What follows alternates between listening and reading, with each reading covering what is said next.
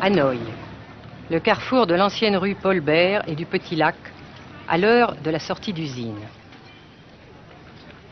Pas une seule voiture, mais beaucoup de vélos sur lesquels se déplace lentement, machinalement la foule des travailleurs, dans une régularité impressionnante.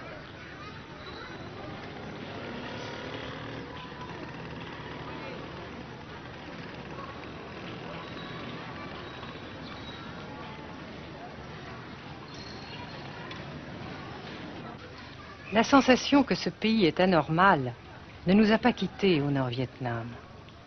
Anormal d'abord parce que toute vie individuelle a disparu au bénéfice d'un effort collectif extraordinaire. Dirigé d'une main de fer à l'intérieur d'un dispositif de sécurité draconien.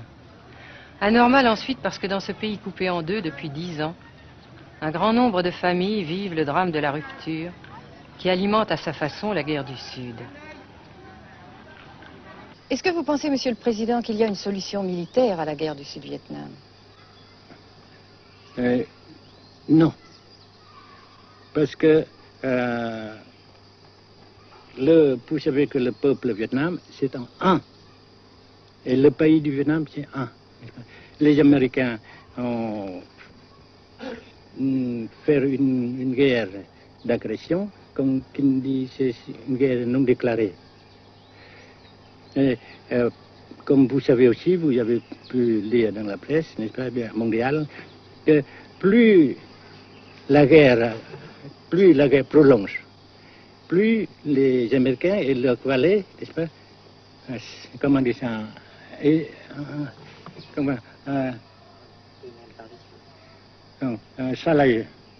s'enliser, hein? Et plus ils supportent des échecs, comme vous savez récemment, n'est-ce pas? Par conséquent, la guerre ne peut pas durer éternellement.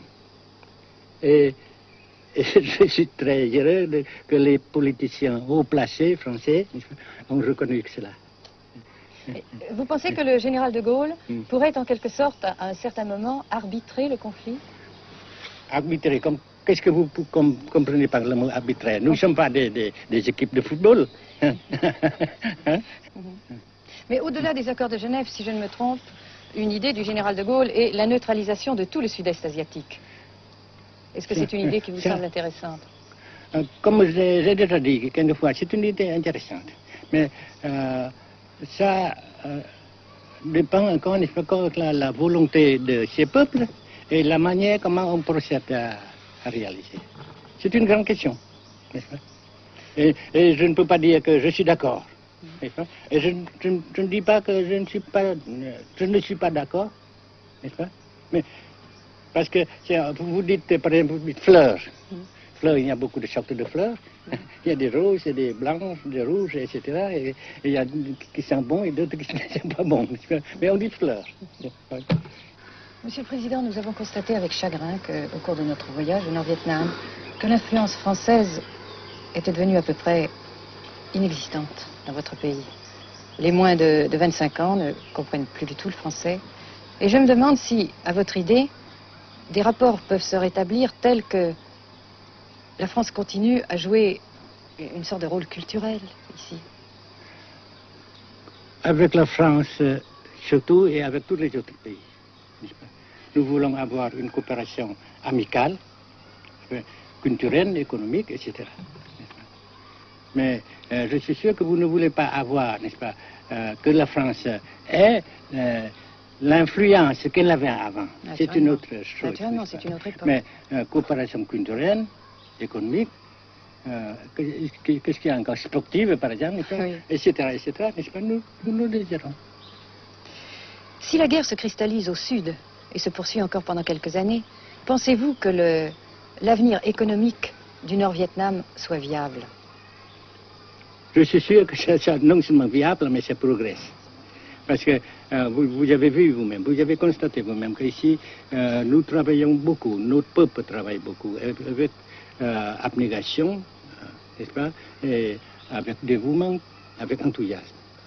Et d'un côté, nous travaillons pour, comment dirais-je, pour, principalement, n'est-ce pas, de nos propres forces, de nos propres. Et aussi, nous avons, n'est-ce pas, l'aide fraternelle des pays socialistes, n'est-ce pas. Alors, nous, jusqu'ici et après cela, n'est-ce pas, nous avons déjà réalisé des progrès. Pas très comme nous voulons, mais nous avons réalisé des progrès. Et dans l'avenir, nous progressons de même. Mais vous mentionnez là l'aide des pays socialistes.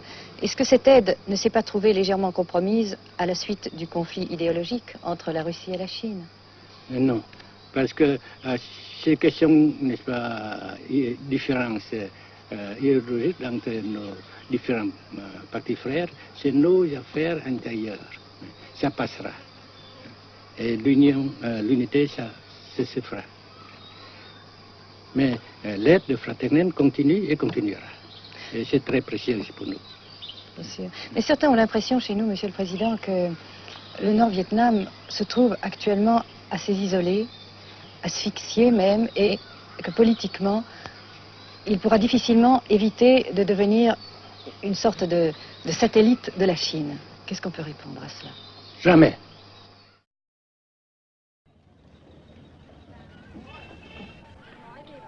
À Hanoï, la vie continue, malgré les alertes, malgré l'évacuation de plus de la moitié des habitants.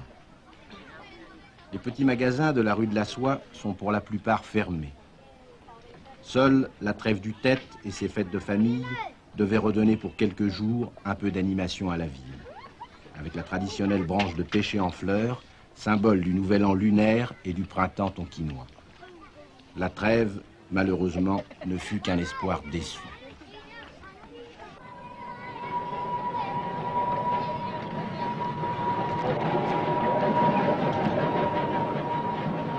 Dans les rues, de grands panneaux de propagande donnent les informations de guerre, les statistiques officielles et quotidiennes des pertes américaines. Selon le gouvernement de la République démocratique du Vietnam, 1631 avions américains auraient été abattus au-dessus du Nord-Vietnam.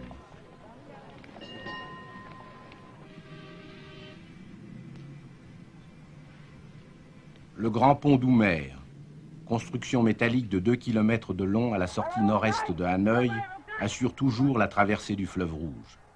Sa sauvegarde est capitale. La défense antiaérienne du Vietnam, tant redoutée par les pilotes américains, dispose de nombreuses fusées solaires de fabrication soviétique. C'est la première fois que nous pouvons vous les montrer. Les rampes mobiles de lancement sont déplacées chaque nuit afin de déjouer les repérages.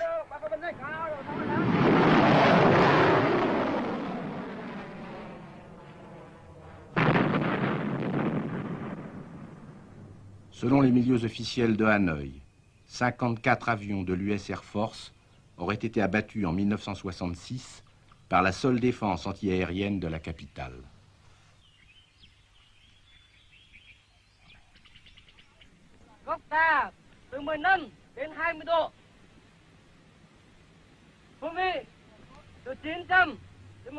Pour la première fois également, nous avons pu voir les pilotes et les avions de chasse vietnamiens. Pour la plupart, leur formation a été assurée en URSS.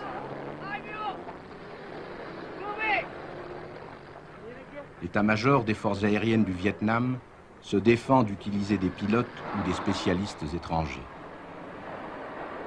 Les MiG-17 et 21 participent de plus en plus nombreux à la défense du Nord-Vietnam. Les résultats des combats aériens sont mal connus et contradictoirement mentionnés dans les communiqués vietnamiens ou américains. Le général Vo Nguyen Giap, ministre de la Défense, a répondu à nos questions concernant le point de la situation.